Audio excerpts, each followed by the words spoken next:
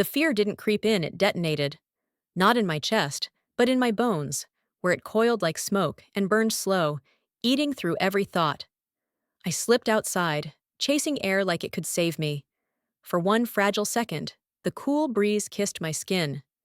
Then the door slid open behind me. Click. My back straightened like a snapped wire.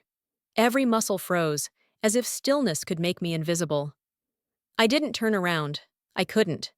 The door clicked shut, and just like that, I was pinned in the in-between, not inside, not free, just standing there in the dark, with my heart pounding and my secret bleeding through my skin.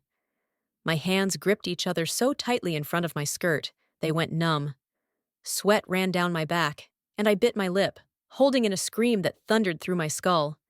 That scream, silent, sharp, felt like it sucked the oxygen from the world. I waited, paralyzed, waiting for the command I knew was coming, to turn around, to face the end of everything I thought I could hide. I turned, and there he was, just standing there. Dad. He didn't speak. I slipped past him, the scent of my cheap drugstore perfume lingering in the air between us like some humiliating confession. My heels clacked too loud on the floor as I ran to my room, slammed the door, and peeled off the layers of a life I wasn't allowed to want. The dress, the hose, the illusion, I scrubbed it all off in the shower, letting the water blast away the shame along with the mascara. Back in my room, wrapped in a towel, I stood trembling, waiting for the yelling, the explosion. Something. Anything. But the silence stretched on like a blade against my skin. Worse than punishment was the unknown. What did he think? What would he do? Still wearing nothing but the panties I'd kept on the last defiant scrap of the girl I tried to be, I almost made it to bed when the door creaked. He stepped in. His eyes found me, and for a second, I thought he'd explode. Instead, he said, "We'll talk about this in the morning, but I just wanted to say, you looked pretty good. Good night." Then he left. Sleep didn't come. My heart beat in my ears all night long, every breath tight with dread. And yet, under my jeans the next morning, I wore the same panties. It wasn't comfort. It wasn't pride. It was defiance. Quiet, shaking, terrified defiance. Dad sat at the table, calm, like nothing happened. But I knew he was watching. I could feel it as I poured cereal, as I sat across from him, pretending to be invisible. He finally broke the silence. "That," he said, "was quite the display last night. Care to explain?" Explain? If I could have put it into words, I would have screamed it. But how do you explain needing something that makes no sense, not to anyone else? Maybe not even to yourself? How do you confess to your father that wearing a dress made something inside you quiet? That for a few fleeting minutes you felt whole? That even in the grip of panic, something deep down had finally settled? You don't. Not when the words choke halfway up your throat. Not when the shame is louder than the truth. I didn't answer. I couldn't. So I just stared down at my bowl like it might give me a way out. He sighed. "It's just us, you know. Since your mom passed, we've had to figure this out together. And since we donated all her clothes except the jewelry, that tells me you bought what I saw last night. With your own money, your allowance, your jobs. That means it wasn't just a prank. It means it matters." I clenched my jaw. He kept going. "And if it matters, and you're lying to me about it, or pretending it doesn't, that's a problem. We can't live under the same roof without trust, Tyler. I may not understand it, but I'm willing to try. As long as you're honest." Dad had this way of speaking without raising his voice, but cutting straight to the bone. When Mom died, we were both wrecks. I remember nights we held on to each other like the world might disappear. Over time, he went back to work, and I took over the house. Cooking, laundry, cleaning. It made sense. But it also gave me a way to pretend I belonged in that role. Not just as his son, but as someone softer, someone different. Now he was asking for the truth, and I was cornered. Everything in me wanted to run, but there was nowhere to go. He had seen me. He knew I bought the clothes. There was no excuse left to hide behind. Dad leaned back in his chair. You already do what most women do in this house. You cook, you clean, you handle the day-to-day. And honestly, you're better at it than your mother ever was. He looked at me, really looked. Maybe you'd rather be the woman of the house. The world stopped. I looked up. His expression shifted uncertainty, then realization, and finally, something like amusement. I've got it, he said. You can't talk about it, so show me. I'll be at the office most of the day. When I come home 4 o'clock, I want to meet her. The girl you've been hiding. He stood, calm as ever. 4 o'clock, Tyler. Be ready. Be honest. And with that, he walked out, leaving me in silence. It wasn't a threat. Not exactly. But it was a challenge. A dare. If I didn't do it, he'd take that as a sign I didn't want it badly enough. That I didn't mean it. But if I did dress up, did my best, he'd know. He'd know how real this was. How deep it went. I sat there in a haze, paralyzed by too many truths at once. What if he saw me and realized I was better at this than either of us wanted to admit? What if he didn't like what he saw, but what if he did? I dragged myself to my room, made another coffee, and stared at the closet. My wardrobe was pitiful. One sheath dress that hugged me just right. A skirt, a couple blouses. One bra. One pair of pantyhose. Black heels that pinched a little, but made my legs look decent. Makeup barely enough to qualify. But Dad had been wrong. We hadn't thrown everything of Mom's away. I had stashed what I could. Hair products, old makeup, her curling iron. I even had 1 bottle of hair remover left, and a few fresh razor blades. 4 o'clock wasn't far away, and I had a lot of work to do. Makeup had never really been my thing, at least not in practice. I shaved maybe 3 times a week, so I'd never needed much, and that worked in my favor now. Less stubble to hide, less to worry about. But none of that mattered anymore. I knew I was going to do it. I had to. Either I'd stand before my dad as everything I was terrified to be, or I'd never have the chance again. There wasn't going to be any middle ground. Either he'd accept me, or I'd bury this part of myself forever. I had 6 hours. More than enough, but time didn't feel generous. It felt like a ticking bomb, counting down to the moment I'd bare my soul in lipstick and heels. The thought of standing in front of Dad like that made my stomach twist, so I made a decision. If I was going to do this, I'd go all in. No halfway measures. Nails, perfume, polished skin, the best makeup I'd ever managed. If Dad wanted to see the girl I'd been hiding, he was going to see her. Every last inch. With resolve hardening in my chest, I grabbed my wallet and bolted out the door toward the drugstore.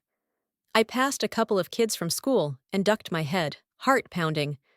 Lauren was among them, flawless Lauren from a few houses down, who always looked like she'd stepped out of a teen magazine. I walked faster. At the store, I bought everything I didn't already have: fake nails, glue, polish, foundation in a shade that finally matched my skin, razors, and a fresh bottle of hair remover. By the time I stepped back into the house, my wallet was nearly empty and my hands were shaking. The hair remover stung like hell and smelled worse, but when I rinsed off, my skin was as smooth as a porcelain doll. I filled the tub and sank into it, dragging a fresh razor across every inch of my body. Legs, arms, even my backside, no patch of hair was safe. I emerged pink and raw, but smooth. Completely smooth. With 3 hours left, I began my transformation. First, the panties yellow, the only clean pair I had. Then I moved to Dad's room and sat at Mom's old vanity, the surface still scattered with remnants of her world. I opened the new foundation and applied it carefully, layering powder over top. My skin blurred into one even tone. I felt like I was painting a version of myself I actually wanted to be. Then came the nails. I filed and shaped them, glued the fakes on, trimmed them to a manageable length, and painted them a rich reddish pink. They made my fingers look delicate, like they belonged to someone else entirely. Someone real. Someone right. While the polish dried, I used Mom's curling iron to shape my hair. A few soft curls, fluffed out with a wide brush. The style was simple, a neck-length bob with bangs and natural volume, thanks to my already curly hair. It framed my face perfectly. Back to the makeup. Soft brown eyeliner, plum shadow blended with tan to soften the edges, mascara to lift my lashes and widen my eyes. I stopped there, afraid of going too far, yet desperate to go further. I returned to my room and began getting dressed. I'd read tricks online, ways to smooth things out, to fake curves. I tucked carefully, then pulled on the panty brief, added small towels at my hips for shape, and cinched my waist with the nipper until I'd lost 3 inches. The pantyhose were electric against my bare legs, sending goosebumps up my thighs. The second panty brief over top smoothed everything out, and when I looked in the mirror, I smiled. I didn't see a boy pretending. I saw someone who might just pass. Back at the vanity, I added blush, then a soft green liner under each eye. My bra white, with smooth cups and lace trim, held the birdseed-filled nylons I used for breast forms. They gave me enough shape to fill out the dress. The dress itself was black, a sleek sheath with a rounded neckline. I pulled it over my head and zipped it up, shivering at the finality of the gesture. The heels added just enough height, putting me at 5'6", and gave my legs the definition I always envied. In the mirror, I brushed and shaped my hair again, sprayed it into place, then opened Mom's jewelry box. Her pearls caught the light, simple earrings, a matching choker. I took her watch and a pair of rings, too. Sitting back at the vanity, I put everything on, each piece another layer, sealing in the person I was becoming. At 3:30, I added the final touches: perfume, soft and floral, and lipstick in a muted red that shaped my mouth into a gentle Cupid's bow. I studied my reflection, searching for flaws. This wasn't perfect, but it was the best I'd ever looked. Maybe the best I ever could look. I grabbed a black purse, tucked in my wallet, the lipstick, and a tissue, then set it neatly on my bed. My heart thudded, not with panic anymore, but with something fiercer: determination. I wasn't just doing this for him. I was doing it for me. When I walked downstairs, each step echoed like a countdown. I sat on the edge of the couch in the family room, hands folded neatly in my lap, purse beside me. The hem of the dress hit mid-thigh, my best feature, my legs on full display. The air felt heavy, expectant. Then I heard the key. The door opened. Footsteps. My father entered. Our eyes met. I stood slowly, forcing a smile, though my lips trembled. His gaze roamed over me, face to heels and back again, and something in his expression shifted. Disbelief, confusion, awe. "You look exactly like your mother did at your age," he said quietly. "Exactly. You're beautiful." He sank into his chair, stunned. I stayed standing. Then, after what felt like forever, he asked, "What can I call you?" "Tyler doesn't seem to fit anymore, not when you look like this." I'd already chosen the name. Something soft, delicate, unmistakably feminine. "Savannah," I said. And then I sat across from him, no longer just a son in makeup, but a daughter daring to exist. We sat in silence for what felt like forever. Not the awkward kind, more like the air had thickened, the moment suspended, while we both tried to breathe through the weight of it. Then Dad stood and motioned for me to rise with him. I did. "I told you," he said gently, "I don't understand this compulsion of yours. But it's not unheard of. You're not the only boy who wants to dress as a girl." He took my hands in his, turned them over, inspecting my nails, the polish, the shape of them, like a craftsman admiring strange new tools. "It would be a shame," he continued with a half-smile, "a real waste of effort, if I told you to go change. So I won't. In fact, how about we go out for dinner tonight?" That Italian place you love. We'll talk more. Before I could even react, before my brain caught up to what my ears had heard, he turned on his heel and walked away. Dinner? Outside? Outside? I stood frozen, reeling. I'd barely crossed the threshold of our back patio in a dress, and now I was supposed to walk into a public restaurant with my father like this. Like, me? My heart tried to sprint out of my chest, but I clung to one thought. He wouldn't let anything happen to me. He would protect me. He always had. That thought was enough. Barely. I sat back down, legs crossed, trying not to ruin my skirt, and waited. Leaving the house dressed like this was traumatic. No other word fits. Every car passing, every distant laugh, every shadow, I imagined them all pointing, shouting, recognizing. Especially Lauren. Beautiful, confident Lauren from 3 doors down. I was sure she would be the one to out me with a smirk and a whisper. But no one came. No one screamed, no one noticed. Dad waited patiently as I gathered the last scraps of courage I had. Then we got into the car and drove. The restaurant was across town, upscale, with a view of the river. When we pulled in, I spotted our name on the reservation placard. Dad had planned this before he ever left the house. It wasn't spur of the moment. He knew exactly what he was doing. He offered his arm. I took it, needing the stability more than the gesture. We were treated like any father-daughter pair. No strange looks, no whispers. Just a table, soft candlelight, and the faint clink of dishes around us. Over a small glass of red wine, he stared out the window. The river below glittered in the sunset. "Alb, I brought your mother here once," he said. "Right to this very table. It's where I asked her to marry me." I looked down, my fingers tightening around the stem of my glass. She was the most beautiful woman I'd ever met, Savannah, and I loved her more than anything. He turned toward me, eyes soft but distant. "I don't know how to make sense of this. You look so much like her, same eyes, same smile. But if we'd had a daughter, she might have looked just like you anyway, and I know I'd have loved her too." Before I could say anything, the waiter appeared with menus. We ordered, and as soon as he left, Dad picked up right where he'd left off. "Savannah, it's so feminine.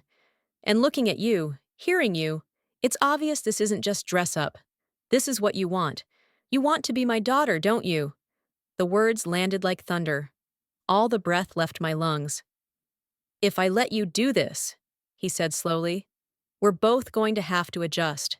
It won't be easy. Are you ready for that?" I nodded slightly, still unsure, still afraid. But yes. Thoughts spiraled. Grandma, the neighbors, school, clothes I didn't have enough to live as a girl full-time. And then, something darker, something I didn't want to think, but couldn't stop. Dad must have seen it flicker across my face, because he said, almost as if reading my mind, "This isn't about replacing your mother, sweetheart. She's gone. I miss her every day. But that doesn't mean I can't love who you are, who you want to be." Dinner arrived, and we both fell into quiet, slowly eating, savoring the food like we were anchoring ourselves to something normal. During dessert, he studied me again, amused. "You know, I think Grandma would actually be helpful. She's always been better at this sort of thing than I am. You've got good instincts, but you're gonna have questions I won't be able to answer." My hands trembled slightly on the table. His words were hitting deeper than anything ever had. This was real. He wasn't pretending to tolerate it. He was offering me space, offering me a path. I looked him straight in the eye and asked the only question that mattered. "You'd really let me be your daughter?" He nodded. "Buying clothes for a teenage girl? Well, that's usually a mother's job, or a grandmother's. But yeah, I'll help however I can. On one condition." My heart stuttered. "If you're going to do this, then you do it all the way. That means no hiding in the house, no pretending when it's convenient. You want to live as my daughter? Then you live as one. You still do your chores. You still go shopping. No exceptions. You'll be expected to act like a lady. I swallowed hard. That was it. The price of freedom. Total commitment. I nodded again, slower this time, more deliberate. His grin told me he knew exactly what I was feeling: fear, pride, determination, the whole cocktail. Just then, I saw something change in his face. Surprise? Alarm? I turned and saw her. Lauren. She breezed in like she owned the room and plopped herself into the empty seat beside him. "Hi, Mr. M. Saw you from across the room. Had to say hi." Her eyes landed on me, and for a second, she tilted her head, puzzled. Then her mouth opened slightly in recognition, and her smile widened. "Lauren, this is Savannah," Dad said calmly. "Savannah, this is Lauren." "Gee, thanks, Dad." No warning or anything?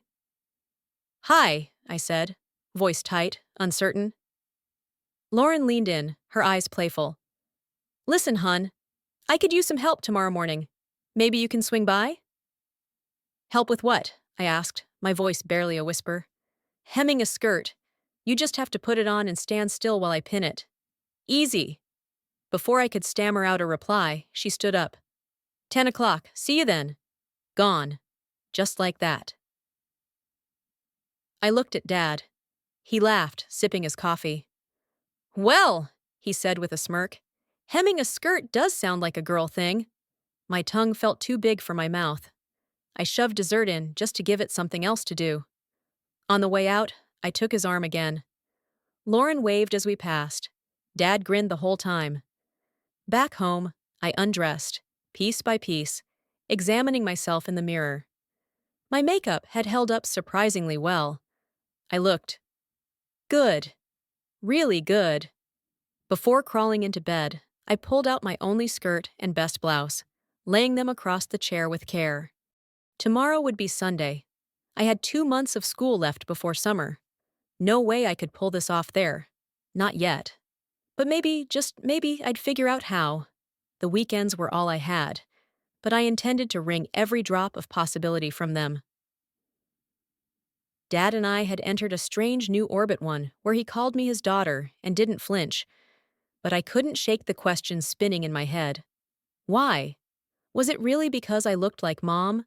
Or did he see something more in me? Something I hadn't yet figured out for myself? I needed answers. And maybe, just maybe, Lauren could help. If she truly wanted to be my friend, she could be the bridge between the boy I had to be and the girl I wanted to be. But if she'd set me up, if this was a cruel trick, I was helpless to stop it. One rumor in school would become a war zone. And then there was her mother. She knew me too well. It wouldn't take much for her to put 2 and 2 together, and I wasn't sure I could handle that. Sleep, when it came, was restless.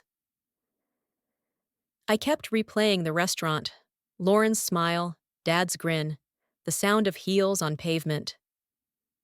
I woke early, nerves buzzing, and went through my now familiar ritual shower: hair, lotion, shave, makeup, then slipped into my skirt and blouse, pairing them with gym shoes because, well, that's all I had. Dad looked me over at breakfast and smiled. "You look nice," he said. "But are those your only casual shoes?" "Yeah." "Eat up," he replied. "We've got shopping to do." He was good to his word. At the bargain store, he let me lead the way, trailing behind like a quiet bodyguard. I picked out 3 pairs of shoes, 2 flats, 1 new pair of heels, a bra, more panties, a soft new dress, 2 skirts, and a few pullover tops. No judgment, no hesitation, just quiet support. By the time we got home, I had swapped my gym shoes for beige flats. They matched my tan skirt better anyway.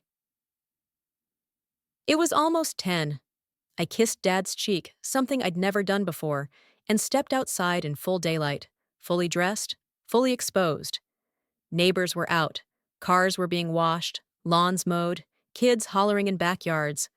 I was sure someone would gasp, point, laugh, but no one did. No one even glanced twice. Dad had been right. Act like you belong, and people believe you do.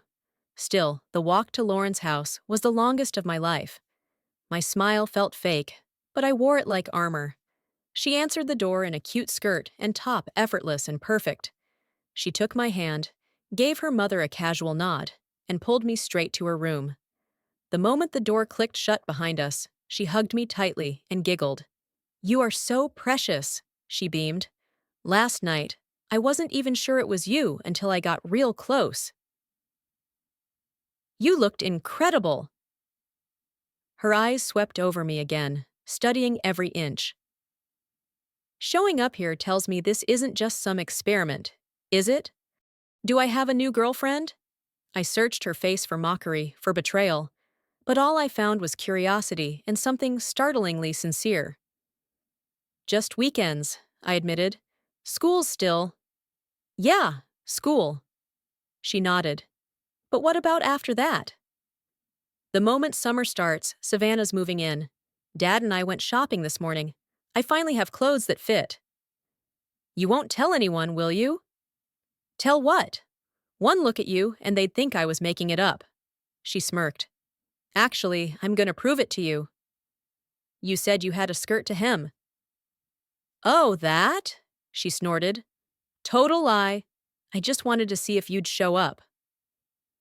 Before I could react, she vanished into her walk-in closet and emerged with a dream of a dress, lilac satin and chiffon, with delicate spaghetti straps.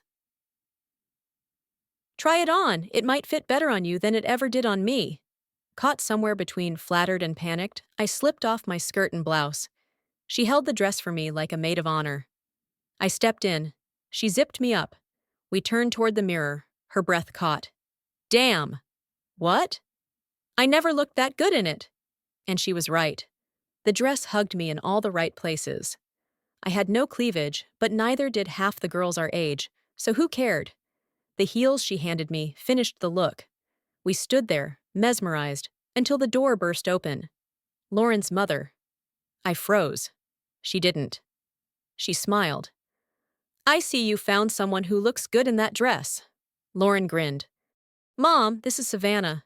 "Nice to meet you, Savannah." She turned to her daughter. "Remember, we've got that planning committee meeting this afternoon." She turned back to me. "Maybe you'd like to come?" I blinked. "Me?" Lauren nodded. "It's for the spring gala. Come with us?" I wanted to run. A room full of women and their debutante daughters? I'd implode. But before I could object, Lauren was already dragging me still in the gown out the door and back toward my house. This time, people did look. Of course they did. A girl in a formal dress at 10 in the morning? Yeah, that gets attention. I tried to keep my head high, to pretend the heels didn't wobble, to keep breathing. Dad opened the door, took one look at me, then at Lauren, then at the hopeful sparkle in her eyes. She laid out the whole thing: committee, gala, debutantes. She begged. He smiled, winked. Why not? Back in my room, I changed soft skirt, fresh top, white flats, and met them at the car. Lauren's mom never so much as blinked. The meeting was overwhelming. The room buzzed with perfume, pearls, and polite ambition. Women in linen slacks, daughters in glossed lips and ballet flats. I knew half of them. I sat quietly, hands folded in my lap, letting Lauren lead the way. On our way out, someone handed me a form, a debutante information sheet. I froze. "I can't fill this out," I whispered. "It's not a contract," Lauren murmured. "Just fill it out. You can always back out later." I did. Name, Savannah. Middle name, Grace. As we drove back, the silence was thick. Then, just as we pulled up to my house, Lauren's mother turned in her seat and looked me dead in the eye. "This is where you live, isn't it?" "Savannah." My heart nearly exploded. She knew. She had known the whole time. And still she brought me. Still she offered me the form. Still she treated me like I belonged. "Sweetheart," she said softly, "I used to be in show business. I've seen it all. I never understood why some men are drawn to women's clothes or what they represent. But I accept that some of you are." She smiled. kind but pointed. A few can pull it off. A rare few? They don't even have to try. And you, darling, you're one of them. That's you, Savannah, Grandma had said, her voice steady, warm, final. You're welcome in our home at any time. If you ever need to talk, just come over or call, okay? I couldn't speak. My chest tightened with a strange new joy, raw and unexpected, the kind that threatened to spill out in tears if I didn't keep moving. So I just nodded and ran light as air back into the house, into the safety of my room. For a while, I lost myself in my growing wardrobe, trying on each outfit like they were pieces of a new language I was learning to speak. Skirts, tops, shoes. It was like therapy, but better. Still, my mind kept looping back to the ridiculous idea of being a debutante. It sounded like a cruel joke, like dressing a scarecrow in chiffon and pearls. I laughed at the thought, then immediately stopped. Somewhere deep down, the idea wasn't as laughable as I wanted it to be. Then I heard the front door open. Dad was home. I padded to the kitchen and froze just inside the doorway. He was there, kissing Denise, his latest girlfriend, lips locked, hands casually around her waist. My stomach dropped through the floor. I stepped back, ready to vanish when he caught sight of me. Savannah, come in and let me introduce you to Denise. I moved forward, unsure, as Denise turned toward me. She was taller than I was, with a killer figure, perfect hair, and eyes that seemed to look right through me, but not cruelly. She smiled, melting any frost I'd imagined between us. Savannah, dear, she said, offering her manicured hand. I'm not stealing your father. I'm just borrowing him. We can share him, right? I forced a smile. She thought I was worried about losing him. She didn't know I was just a terrified, gender-bending wreck in lipstick. Okay, I said softly, then slipped away to my room. Later, Dad came in and flopped down on my bed. Denise thinks you're quite cute, he said. Yeah, but what happens when she finds out I'm not a girl? He sighed and leaned back, folding his arms behind his head. She already knows. I told her everything, that you're living as a girl on weekends, and you plan to do it full-time once school's out. She was surprised, stunned actually, but she said it didn't matter. Said you looked beautiful. He paused. But she's also been pressuring me to sell the house. She wants me to move in with her. I sat upright. Dad's eyes found mine. She likes things her way. I'm not sure that's what's best for you. He was torn, but he wasn't choosing her. He was choosing me. I've been reading, he added, trying to understand. Everything I've read says denying these feelings can mess you up, make you anxious, depressed, angry. That's not what I want for you. I want you to be happy. He rolled onto his side and looked me dead in the eye. Tell me the truth. If I could make it happen, if you could be a girl, full-time, no hiding, no pretending, would you do it? I was breathless. The question hung in the air like a match hovering over dry leaves. I nodded. No words, just a nod, and it was enough. Dad pulled me into a hug, then left me to my thoughts. I slowly removed my nails, wiped off the makeup, but I kept my skirt and blouse on for dinner. I still wore my bra, my breast forms nestled inside like quiet reminders of who I was becoming. He didn't say a word about it. The next morning, Lauren and I walked to school together, and I hated every second of wearing my boy clothes. Just seeing her in her casual, effortless femininity made me ache. I wanted to be like her so badly it hurt. But we had bigger things to focus on. I explained my idea as we walked our plan, and though she looked at me like I'd lost my mind at first, by the end, she was grinning. She took my hand. Not in that boy-girl romantic way, but in a we're in this together kind of way. And we were. We had 2 months. 2 girls. 1 goal. The days dragged. Dad quietly broke it off with Denise, while I kept my girl life to the weekends. It wasn't enough, but it was something. Then, one Friday afternoon, I was in my room getting dressed lipstick on, finishing touches when the doorbell rang. I expected Lauren. I got Grandma. I answered the door without thinking. I was in a skirt, earrings glinting in the afternoon sun. She looked at me like an artist admiring a masterpiece. "So, you're Savannah. Your father said you were pretty, but I never imagined. Turn around, let me see." I twirled, nervous but proud. My skirt flared out, my heart hammered. The doorbell rang again. "Lauren." She burst through like a whirlwind of words. "Mom said yes. Now we just have to get your dad to say yes, and we've got them right where—" She froze, spotting Grandma. "Oh, hi. I'm Lauren. I live down the street." "Savannah and I are good friends. We're just—" Grandma arched a brow, smiling like a fox. "Sounds like you girls are up to something. Your father—" She turned to Lauren. "And your mother?" We both looked like we'd been hit with a hairdryer. Grandma waved us to sit. "Okay, out with it. And keep in mind I think it's time Richard found a wife. Maybe I can help."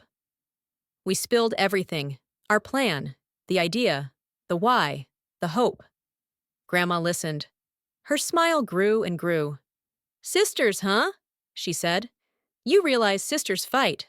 Over boys, clothes, space. You ready for that?" "Yes," we said in unison. She nodded, and just like that, she was in. She tweaked our plan, made it sharper, smarter. She told me she'd be back the next morning with a surprise. I wasn't to tell Dad. Lauren went home. Grandma hugged me and told me everything would be okay. I started dinner with a full heart and a spinning mind. Dad came home smiling. We ate together. He asked me to make a list of things I needed, said we'd go shopping after dinner. I told him I'd rather go with Grandma. He didn't hesitate, just handed over his credit card. Later, I went to see Lauren.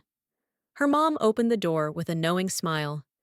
When I got to her room, I paused. There were voices. Before I could turn away, her mom opened the door for me. Inside, sitting on the floor with Lauren, was Rachel, our friend since grade school. I froze. Rachel looked up and smiled. "Oh, hi, Savannah," Lauren chirped brightly. "This is Rachel, a friend of mine. We were just talking about her idiot brother and the latest stunt he pulled." Rachel glanced up, grinning. "Hi," she said before diving straight back into the tirade. "So get this, Savvy put a lock on my bedroom door and left with his friends." A lock! Dad had to hack it off with a saw. And when I finally got in, all my clothes were dumped on the bed like laundry day at a frat house. Mom was livid. Dad said he was in for it, but nothing happened. As always, he never gets punished for anything. "Sounds like he needs a taste of his own medicine," Lauren muttered, eyeing Rachel with that mischievous glint I was starting to dread. "A hard taste," Rachel agreed. "A lesson he won't forget." Then Lauren straightened, her voice almost too casual. "Maybe we should let him see what it's like to be one of us." "What do you mean?" I asked, suspicious. "Take him somewhere he thinks he'll score," she said. "Get him dolled up, stick him in a dress, dump him by the road, and let him figure out how to get home like that." Rachel was already nodding. "Yeah, but who would lure him in?" she asked. "He knows all of us. He'd smell something fishy." Then they both turned to me. And I got that sinking, soul-dropping, pit-of-the-stomach dread. "Oh no, absolutely not. I can't. What if he touches me, or—" "Yes!" they both shouted in unison, already giddy, already scheming. I stayed, mostly because I had to know how far they were planning to take this, and partly because they already had me halfway volunteered. Rachel practically skipped out of the house, humming with glee. I, on the other hand, was fuming. "Lauren, I cannot do this," I snapped. "You're gonna need more girls to pull this off, and if they find out about me, that I'm not really who I seem, how am I supposed to survive that?" "They won't find out," she said coolly. "Not unless you tell them, which you won't. You'll be the mystery girl who played savvy like a violin. Every girl in school will worship you, and every guy will want to know who the gorgeous fox was, who took down the great Savvy the jerk. And you? At school, you're invisible, just another boy. Nobody will ever connect the dots. It was insane. It was risky. And, like a fool, I agreed. The plan was set for next weekend. I was going to be the bait. I told myself it'd be fine. It had to be fine.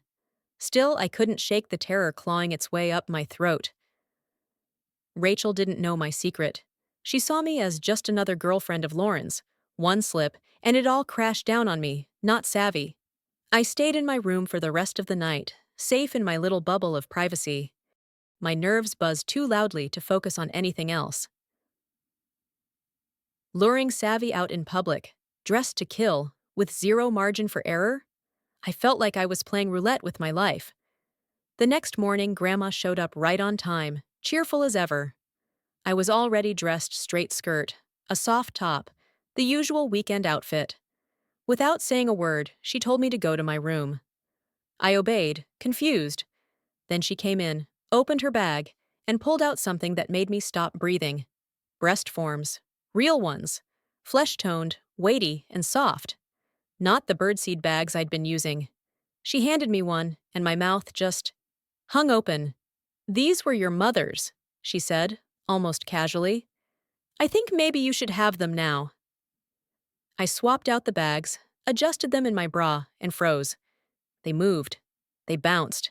They looked like they belonged on me. My bra hugged them perfectly. I poked one through my top and gasped.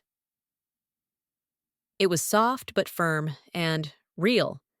Then she handed me a pair of padded panties, built-in hip pads. I nearly cried with joy. We spent the morning shopping. In the car, I told her the plan to trap Savvy. Grandma just chuckled. "Well," she said, "then we'll make sure you've got the perfect dress to do it. After all, if a girl's gonna bait a trap, she'd better be irresistible." 4 stores and $1,600 later, we got back to the house with bags full of girlhood dreams. Dresses, skirts, tops, jeans, shoes, makeup, jewelry, lingerie, you name it. She helped me hang everything up, then whispered before leaving, "Don't forget to wear the special one. It'll make him drool." She meant the corselet. Once I was alone, I started prepping. I ran a hot bath, soaked until the bubbles were gone, then got to work. Black panties. Makeup, flawless. Hair, soft and bouncy. The corselet satin-lined, zipped in back. Hooks in front cinched my waist so tight I had to relearn breathing. But it lifted my chest, crushed my birdseed curves into visible cleavage, and gave me a figure I never imagined possible. Pantyhose. The padded panty brief. Then, the dress. Royal blue, square neckline. It framed my cleavage like art and clung to every curve like it was custom-made. I slipped into the heel's 3-inch perfection and added a gold necklace, earrings, bracelet, and a spritz of perfume. Red lipstick sealed the look. I transferred everything to my new wallet and purse, then stared at myself in the mirror. I was glowing, not pretty, not cute. Stunning. I walked to Lauren's, nerves sizzling in my veins. She let me in, looked me over, and nodded. "You'll be the end of him." Savvy, she said, was already at the burger shack. The plan was simple. I'd flirt, lure him to the park, then excuse myself to the ladies' room and leave him. There, waiting, were the girls ready to strike. Hair, makeup, heels, dress. A full transformation while he squirmed. It was cruel, but not as cruel as he'd been. We walked to the burger shack, heads turning as we entered. Lauren got the attention of Savvy's friends. I got Savvy. He pounced. Slick lines, smarmy grin. His ego entered the room before he did. Every word made me want to gag, but I played along batting lashes, giggling softly, like he was the first boy to ever call me pretty. When he asked to walk me to the park, I smiled. "I hear it's lovely this time of year," I said. And just like that, the trap was sprung. After everything that had happened, the plan, the setup, the transformation, the public humiliation, Savvy had finally been knocked off his pedestal. And the wildest part? Everything had gone exactly as planned. It was almost terrifying how smoothly it worked. Savvy never stood a chance. The moment we lured him in, the girls pounced. Clothes torn, dignity shredded, he didn't even scream. Not until the panties came out. Morgan, taller and stronger, held him down like a sack of flour. By the time they were done, Savvy was all dolled up in pantyhose, heels, a see-through blouse, and a skirt that made even Lauren blush. They tied black ribbons into his braided pigtails and slathered his face with clown-grade makeup. I didn't see the final look in person, I was already gone. But when I did catch a glimpse later, even I had to admit, they went all out. Lauren and I ran to the burger shack and played our parts like Oscar contenders. We told Savvy's buddies he'd freaked out, said he confessed to wanting to be a girl. We acted nervous, shaken, like two girls trying to escape an uncomfortable scene. Then his friends walked outside and saw Savvy, made up, dressed up, completely helpless. It was over in seconds. Their expressions, disgust, confusion, amusement, crushed him harder than the heels on his feet. He tried to explain, of course, but nothing stuck. Nobody bought the kidnapping story. And when he named me, they laughed in his face. Me? Do that to him? They left him standing there, and with no way to run, no ride, and 6 blocks between him and home, Savvy had to do the walk of shame like a rejected prom queen. Lauren and I left before we saw the tears, but Rachel called later, practically howling with joy. Savvy's dad didn't believe it either. Not that girls did it, and certainly not that his precious boy had been played so thoroughly. He made Savvy stay dressed until both his mother and Rachel had seen him. His mom, bless her sharp tongue, told him he looked cute, if a bit overdone, and maybe now he'd understand why girls hate being mocked or pushed around. The fallout was nuclear, but only for Savvy. As for me? No one suspected a thing. They saw a pretty girl with a shy smile and assumed I was just another friend of Lauren's. Savvy pointed at me like I was the mastermind, but I didn't have the size, the strength, or the motive. His word was worthless, and the school knew it. I walked away clean. Better than clean, I walked away admired. By the next day, I was being treated like royalty.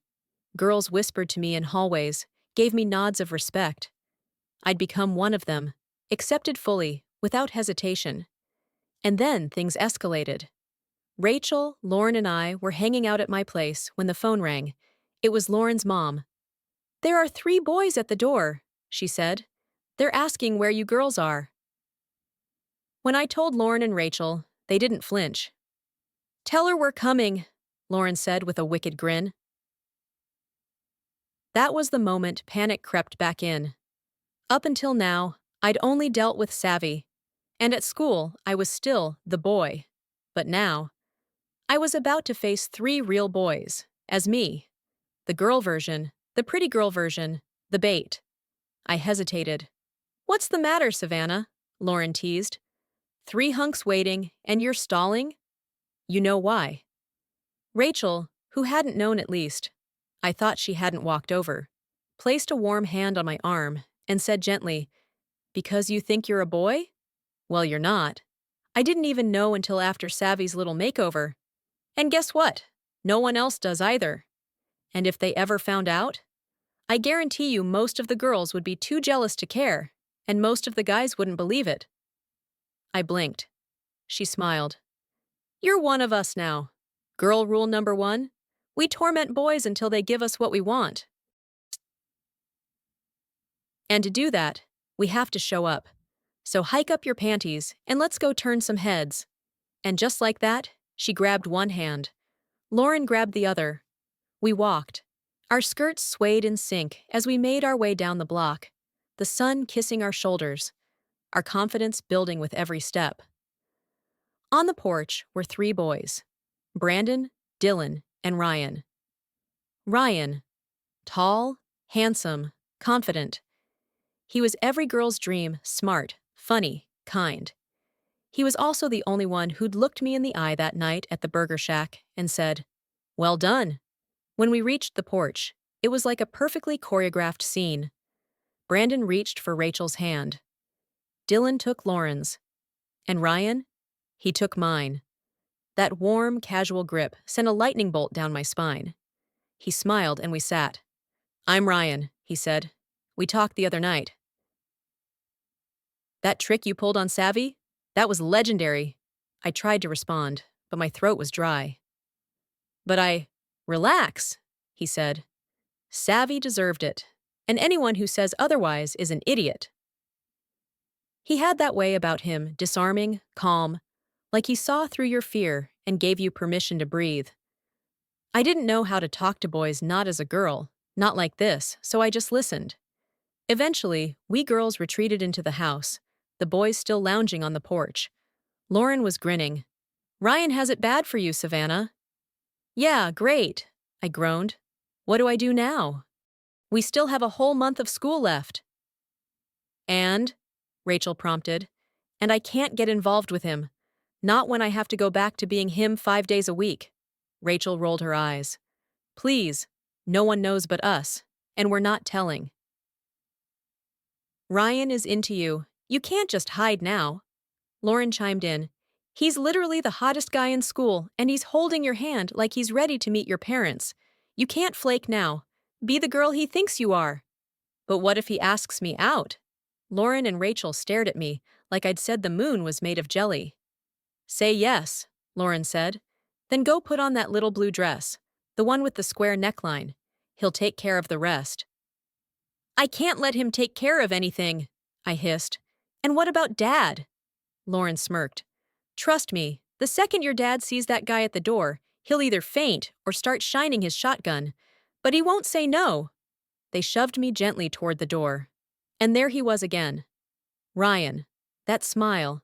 That steady confidence. He took my hand. "Would you like to go to a movie with me?" I don't remember saying yes. But I must have, because his whole face lit up. He asked where I lived. I pointed to my house. 7 o'clock, he said, giving my hand a soft squeeze before leaving. The three of us sat back on the porch in silence. I was smiling, and terrified, and floating. I had no idea where this was going. But for the first time in my life, I wanted to find out.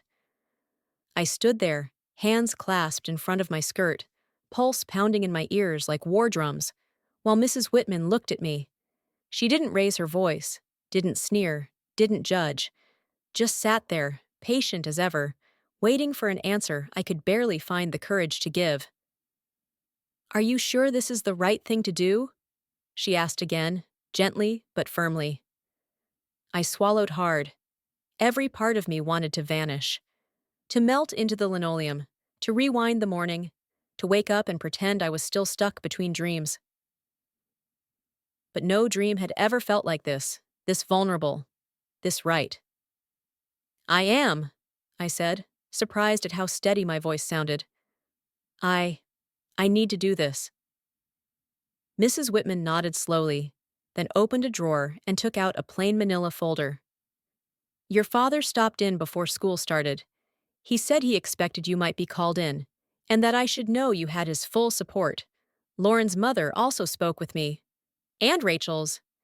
You've made quite the team of advocates, Savannah." Hearing my name and her voice didn't feel strange anymore. It felt like coming home. She studied me again, her gaze sweeping from my hair to my flats, and then back up to my eyes.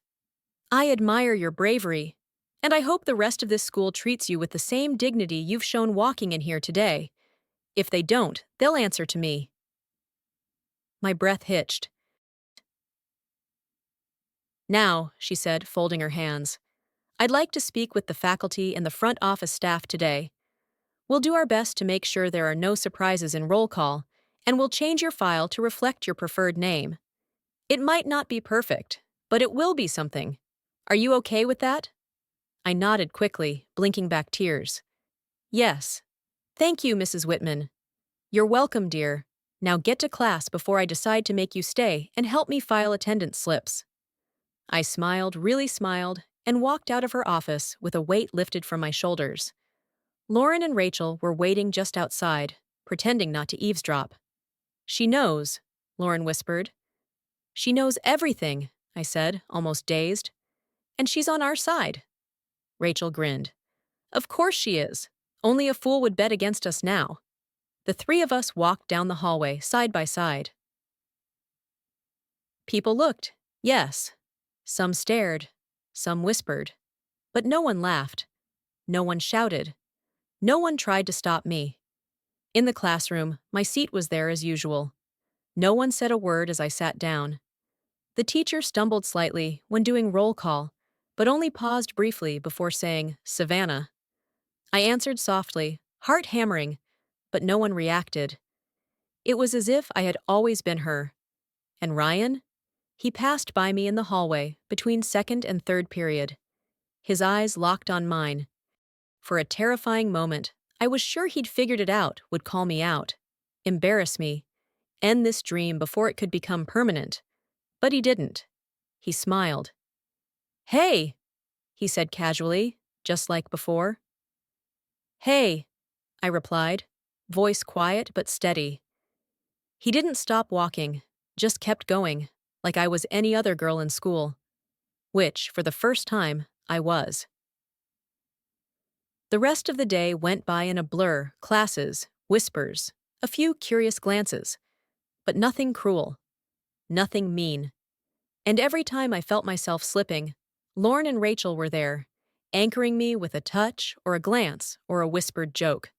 When the final bell rang, I stood in front of my locker and realized I had made it. The first day. The hardest step. Taken. As I packed up, a girl I barely knew, Samantha, from biology, walked up and touched my arm.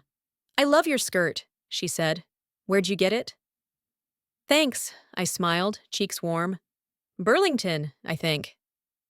Cute. See you tomorrow, okay? Yeah, tomorrow. She walked off.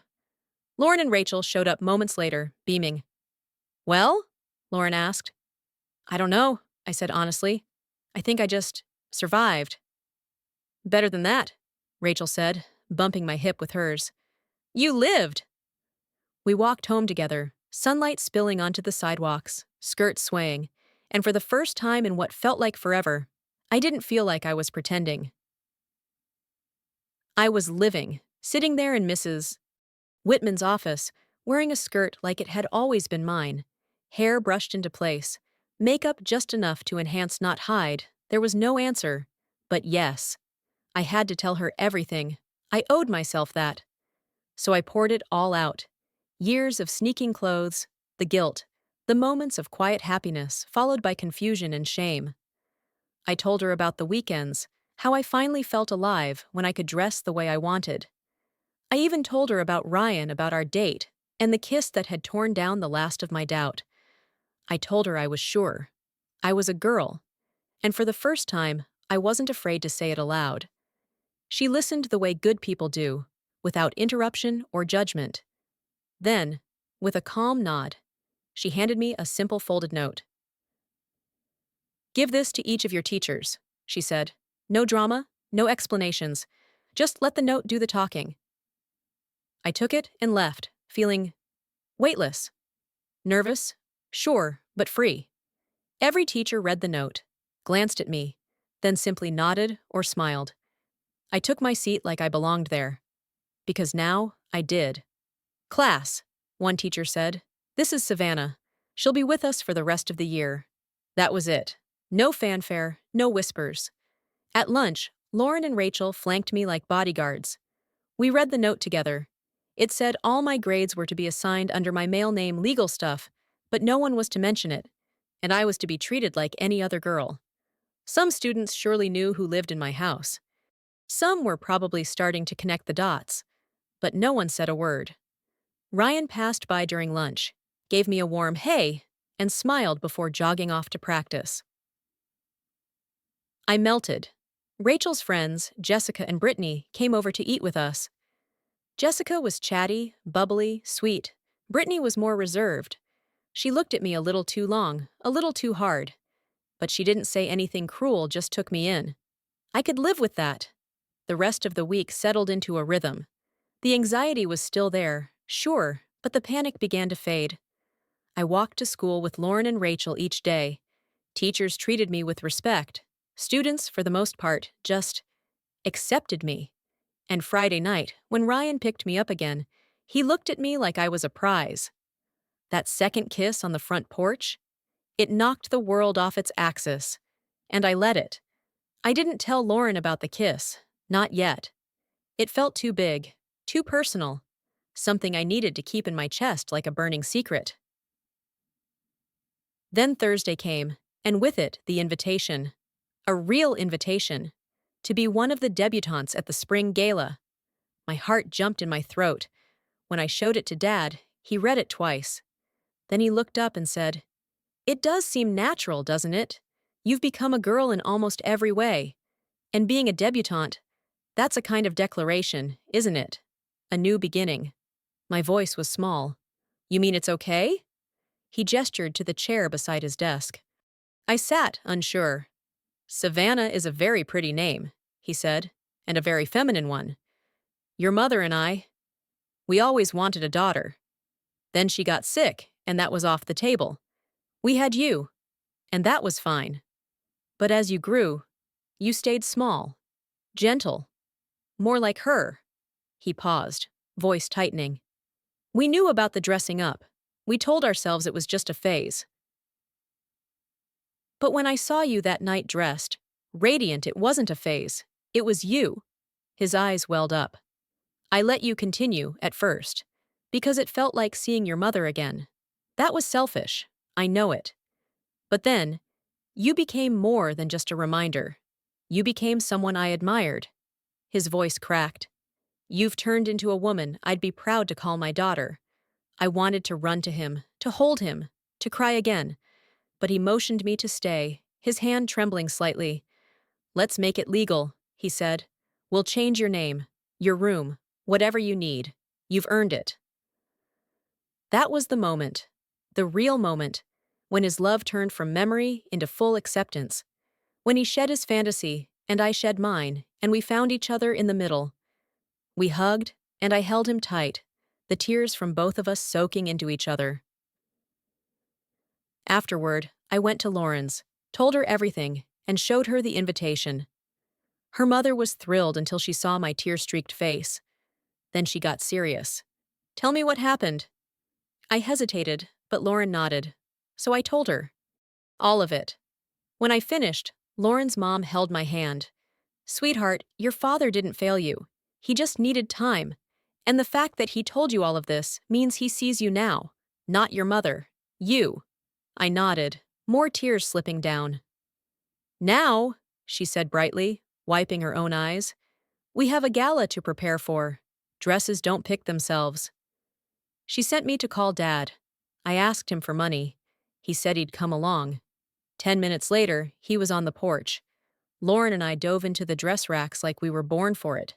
Lace, satin, tulle, pastels, embroidery, it was heaven.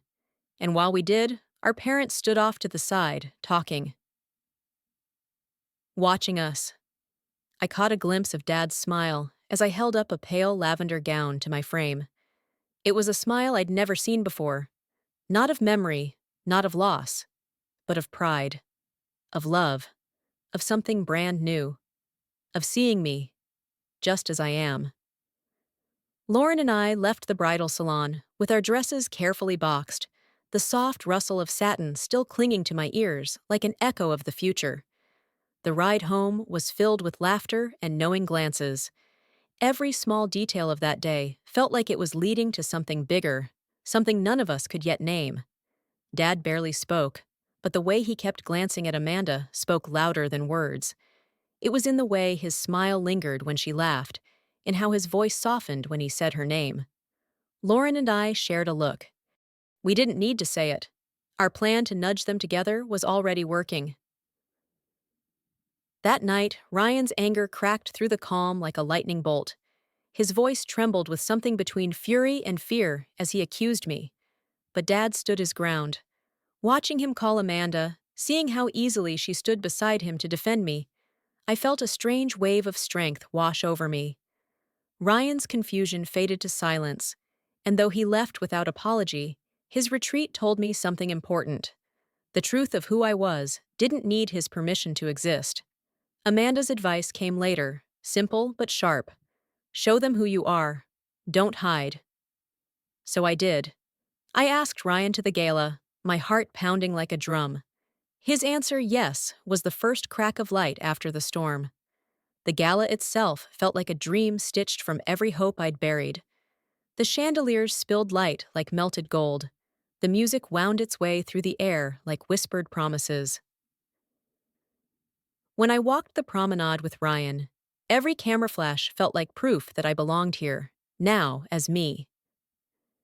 Dad's dance with me was slow, measured, and full of a quiet pride that nearly undid me. His hand was firm but warm, his gaze steady, like he was seeing me not just as I was, but as I was meant to be.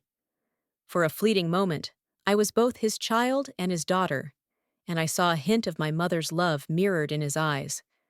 Then Ryan's hand was on mine, leading me into the crowd, then away from it. The balcony was ours, just us, the stars, and the glimmer of water below. When he kissed me, the world fell silent except for the hum of my heartbeat. His touch wasn't just a question, it was an answer. To everything. I didn't need to prove myself to him anymore. I didn't need to prove myself to anyone. I simply was. When Dad returned home the next morning, Amanda by his side, their smiles spoke volumes. Lauren and I exchanged a glance with Grandma, who chuckled softly as if she'd seen it all coming. Maybe love was just like this, unexpected, fierce, and quietly unstoppable. By the time I finished school as Savannah, my path felt clear. The paperwork, the hormones, the subtle changes, they were just steps toward the life I'd already begun living. Lauren became more than a best friend. She was a sister in every way that mattered. And Dad? He wasn't just proud, he was at peace. With me, with Amanda, with all of it. I sometimes think about the girl I used to dream I could be. She was fragile, afraid, like a shadow I could never reach. Now, when I look in the mirror, I see her looking back at me, smiling. Real. Alive. Maybe it was luck. Maybe it was defiance. Or maybe it was just love, mine, my dad's, my friends, all weaving together into something unshakable. I don't need to have all the answers. I just know that I am no longer pretending. I am, as the song says, woman. And that is enough.